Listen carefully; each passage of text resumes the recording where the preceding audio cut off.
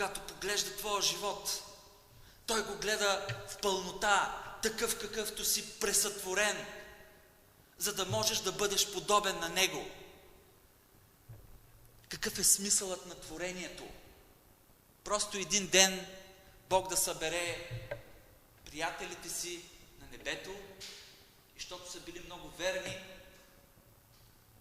да им даде благодат да бъдат в небесата, да отвори едни големи маси, трапези, партита в небето и ангелите там да витаят около нас и да ни прислужват. Някой така си мислят, че ще бъде небето. А лошите, получили си заслуженото. Но Бог не е такъв. Целта на творението е да се върне при своя Творец и да се уподоби на Него. Какво ще правим в небето, когато всичко тук в този материален свят свърши? Ще продължаваме да се уподобяваме на Бога. Ето това е смисълът на небесното творение. Да продължиш. Тогава едно от нещата, които днес те спира, материалното съществуване, тази материална черупка, която е завличана от страстите на плътта, ще бъде премахната и ще можеш напълно да се съединиш и уподобиш с Бога. Алелуя! Нека да прочетем един стих в Петрово послание.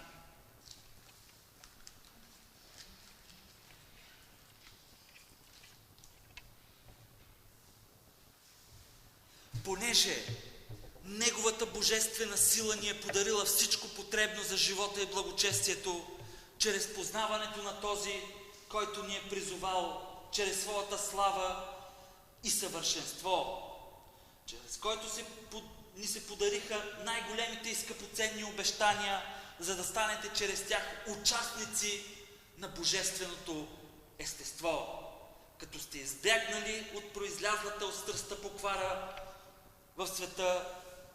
Точно за това, като положите всяко старание, придобийте на вярата си добродетел, на добродетелта познание, на познанието себеобуздание, на себеобузданието търпение, на търпението благочестие, на благочестието братолюбие, на братолюбието любов.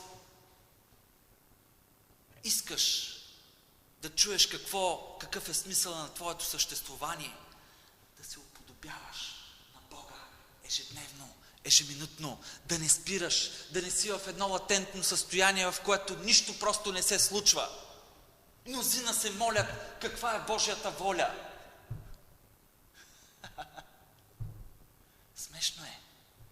Бог е изявил своята воля чрез въплъщението на Исус Христос, чрез Неговото дело на кръста, чрез изпращането на учениците по целия свят да възвестят Неговата воля, да станем подобни на Него и да се върне творението при Твореца, да живее богоподобно. Игнатий Богоносец казва: вие сте христоносци в света, вие сте богоносци в този свят. Ето това е нашата функция, да бъдеш христоносец и богоносец. Каква е Божията воля?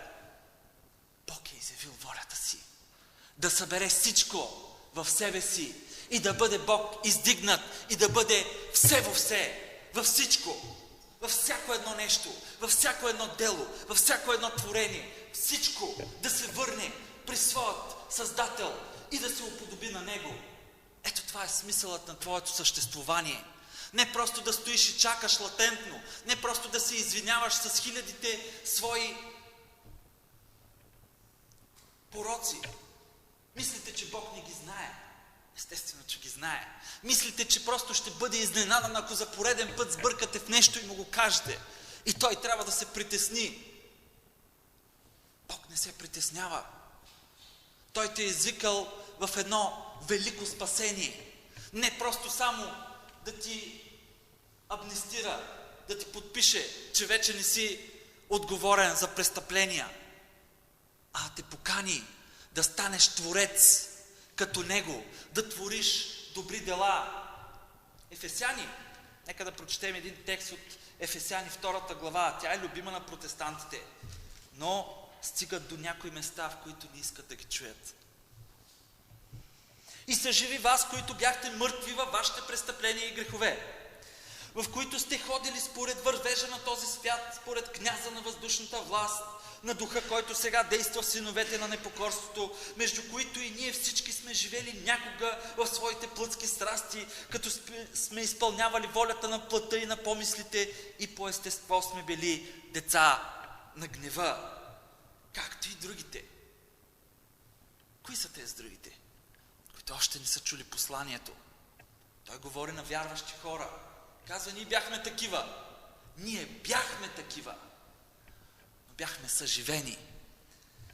Бог обаче, който е богат на милост, поради голямата си любов, с която ни възлюби, въпреки че бяхме мъртви в престъпленията си, ама ние преди това бяхме мъртви, скъпи хора, ни съживи заедно обаче с Христос. В Христос ни съживи. По благодат сте спасени. И като ни възкреси, между другото, българският превод на Библията превежда тези стихове по начин, по който ни английски, ни немски, ни френски, ни не знам какви могат да го преведат така. Възкреси ни и ни сложи да седим заедно с Него в небесни места в Христос Исус.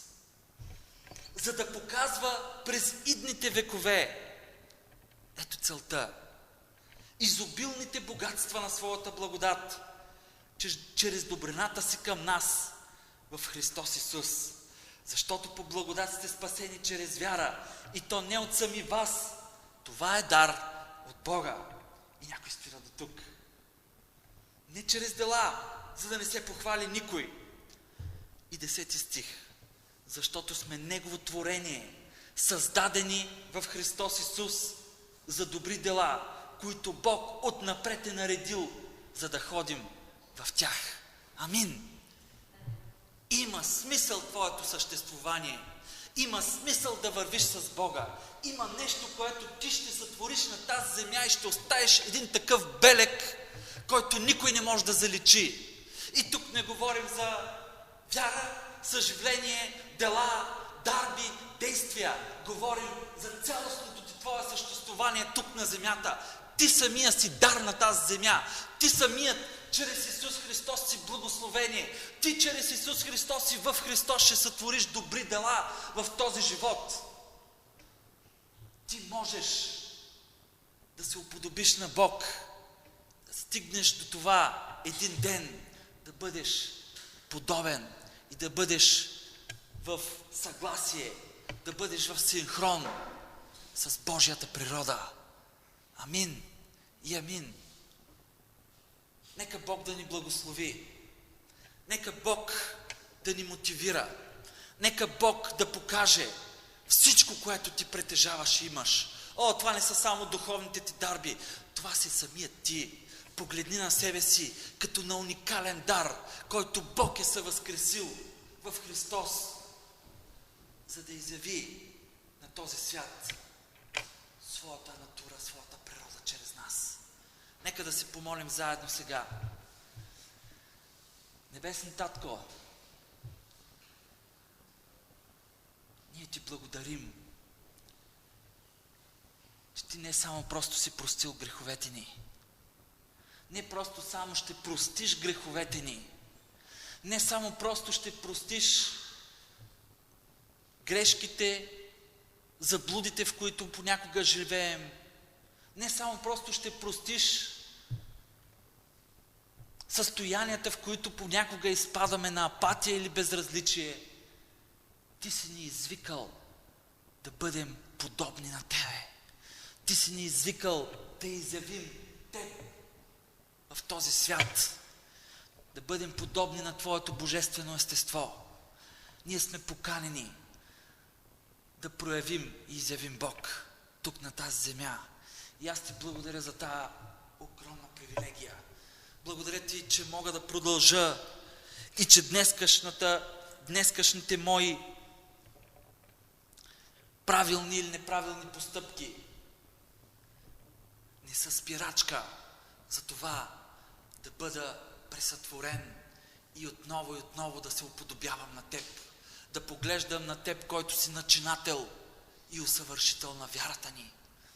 И да изявявам Теб по всякакъв начин, по който мога. Благодаря Ти за тази привилегия. Благодаря Ти, че Ти отмахна злото в нас. Благодаря Ти, че Ти ни даде да бъдем по Твой образ. И сега ни даваш благодатта да бъдем и по Твое подобие. Нека Твоята милост да продължава да действа в нас. И Ти със всеки изминал ден да ни помагаш да ставаме подобни на Тебе. В името на Господ Исус Ти благодарим за всичкото това. И нека чрез силата на Светия Дух това да бъде да и амин за нашия живот. И нека клеветникът на братята бъде напълно игнориран в живота ни. В името на Исус. Амин. И амин. Нека Бог да ви благослови. Нека да хвалим сега Господ. Нека да го издигнем. Нека да му благодарим. И нека наистина, ако нещо те тежи, ако нещо те спира, ако нещо в твоя живот стои като преграда, остави го на олтара. Нека огънят на Бог да го изгори. И нека да продължиш с Неговата сила. Неговата божествена сила, която ти е дала всичко потребно за живота и за благочестието. Амин. Нека да си покланим.